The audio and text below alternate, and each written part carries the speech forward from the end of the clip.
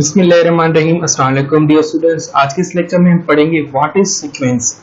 Sequence हम कहें या इसका एक और नाम होता है जिसको हम कहते हैं प्रोग्रेशन। क्या कहते हैं? प्रोग्रेशन। अब इसको डिफाइन कुछ इस तरीके से किया जाता है कि it is an ordered set of numbers.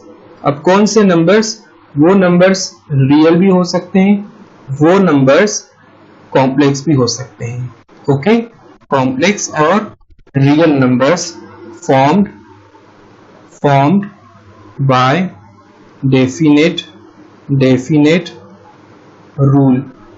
ठीक है, इसको कुछ इस तरीके से डिफाइन किया जाता है कि ये एक ऑर्डर्ड सेट होता है किसका? नंबर्स का। वो नंबर रियल भी हो सकते हैं और कॉम्प्लेक्स भी हो सकते हैं, जो कि एक पर्टिकुलर रूल की तहत बनाया जाता है। इसको एक और डेफिनेशन से पहचाना जाता है, और it is defined as a function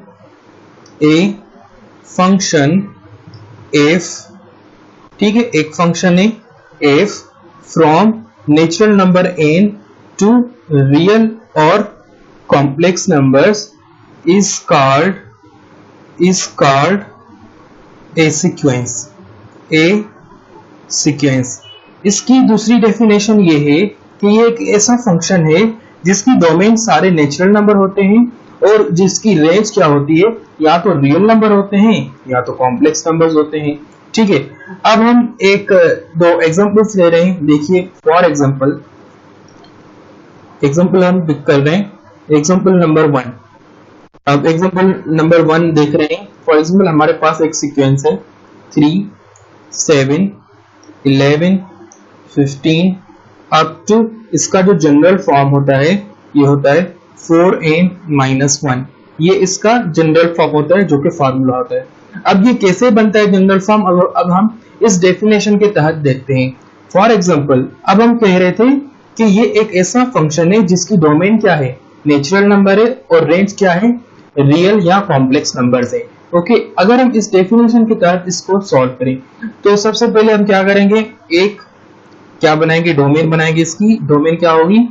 domain में क्या होंगे? 1, 2, 3, 4 अप टू सो ऑन, आगे कंटिन्यू होंगे। इसी तरीके से इसकी रेंज बनाएंगे। रेंज क्या मिलती है अब उसको देखते हैं। ठीक है, और ये क्या है? एक फंक्शन है। फंक्शन क्या है? एफ है। और क्या वेरिएबल यूज है? एन यूज है। यहाँ पे एन यूज है। ठीक है, और ये कौन सा सेट है? यहाँ पे लिखेंगे ये सेट ऑफ नेचुरल नंबर है।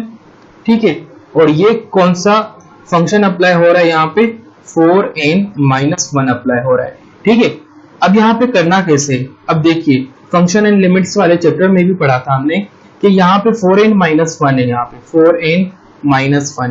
ठीक है, if n is equal to 1, यहाँ पे अगर हम n is equal to 1 put करेंगे तो ये हो जाएगा आपके पास, ये क्या हो जाएगा? यहाँ पे 1 पुट करेंगे तो 4-1 ये हो जाएगा 3। तो फर्स्ट टर्म इसका क्या मिल रहा है? यहाँ पे फर्स्ट टर्म इसका मिल रहा है 3। तो मतलब 1 किसको मैप कर रहा है? 1 किसको मैप कर रहा है? 3 को मैप कर रहा है। मतलब इसका फर्स्ट टर्म क्या है? 3 है। इसी तरीके से अगर हमारे पास ये कहें if n is equal to 2, second term देख रहे हैं इसका। ठीक है, तो 4 2 आर 8, 8-1 ये क्या हो जाएगा? ये डेफिनेटली यहाँ पे क्या हो जाएगा? 7 हो जाएगा। तो इसी तरीके से यहाँ पे ये 7 आया, तो ये 7 to 7 को मैप कर रहा है।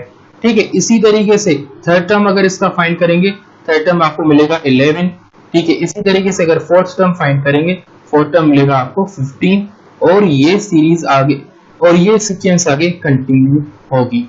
ठीक है, तो ये एक ऐसा फंक्शन है जिसमें सारी जो डोमेन्स हैं वो नेचुरल नंबर है। ये ध्यान में रखना है। सीक्वेंस की जब हम बात करते हैं तो उसकी जो डोमेन होती है हमेशा क्या होती है? नेचुरल नंबर होती है। अब यहाँ पे इसको डिफाइन कर रहे हैं नीचे कि इसकी जो डोमेन है, domain of f is equal to natural numbers. Natural number का सेट है 1, 2, 3, 4 और ये आगे कंटिन्यू है। ठीक है, इसी तरीके से इसकी जो रेंज है हमें मिल रही है। रेंज क्या मिल रही है? अब यहाँ पे रेंज मिल रही है 3, 7, 11, 15 और ये आगे कंटिन्यू है। ठीक है, ये हो गई इसकी डेफिनेशन। और इसका जो जनरल फॉर्म है, अब यहाँ पे सीक्वेंस क्या है, बेसिकली इसकी सीक्वेंस देखनी है, ठीक है। सीक्वेंस क्या है, सीक्वेंस का जनरल फॉर्म है, इसकी सीक्वेंस का जो आपके पास प्रॉब्लम था वो क्या था, 4n-1, ठीक है। सीक्वेंस क्या थी, 4n-1। अब यहाँ पे कुछ चीजें हमने सीखी, उनमें फर्स्ट चीज हमने ये सीखी कि यहाँ पे पॉइंट्स में हम लिख रहे हैं नंबर 1 इन दी सीक्वेंस, हमारे पास एक सीक्वेंस है फॉर एग्जांपल, वो हम सीक्वेंस लिख रहे हैं A1 A2 A3 up to AA, ठीक है। अब इस सीक्वेंस में कह रहा है कि जो AN है इज कॉल्ड nth टर्म, क्या कहते हैं इसको, nth टर्म ऑफ सीक्वेंस, ठीक है, ऑफ सीक्वेंस। अब इस सीक्वेंस में ये जो टर्म है ये क्या है, nth टर्म कहा जाता है। अब यहाँ पे इसको ऐसे लिखा जाता है an is equal to f of n, ठीक है। ये क्या होता है, nth टर्म कहलाता है। अब उसके बाद पॉइंट नंबर 2 में हमने चीजें सीखी। यहाँ पे क्या है, दी सफिक्स n इन an, यहाँ पे ये चीज सीखना लाजमी है। अब an में जो ये n है इसको क्या कहा जाता है, सफिक्स कहा जाता है, ठीक है। ये किसको इंडिकेट करता है, इंडिकेट्स द पोजीशन और rank of the term in sequence. अब ये जो an है, इसमें जो n है ये रैंक या पोजीशन बताता है। फॉर एग्जांपल अगर मैं A2 कहूँ मतलब सेकंड टर्म में, अगर A3 कहूँ तो थर्ड टर्म में, अगर A15 कहूँ तो 15th टर्म में, an कहूँ तो nth टर्म। अब आते हैं थर्ड पॉइंट पे। थर्ड पॉइंट क्या है, एक सीक्वेंस है आपके पास, ए सीक्वेंस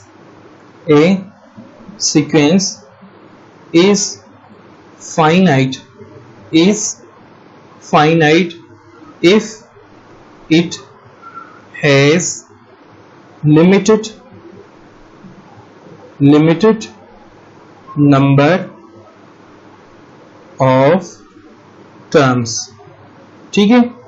एक सीक्वेंस फाइनाइट तब होती है जब लिमिटेड टर्म्स होते हैं। फॉर एग्जांपल हमारे पास एक सीक्वेंस है 2 4 6 8 और आगे ये कंटिन्यू है अप टू 100, मतलब ये एक क्या है, फाइनाइट सीक्वेंस है। क्या है, फाइनाइट। उसके बाद हमारे फोर्थ पॉइंट ये है कि हमारे पास एक सीक्वेंस है, अ सीक्वेंस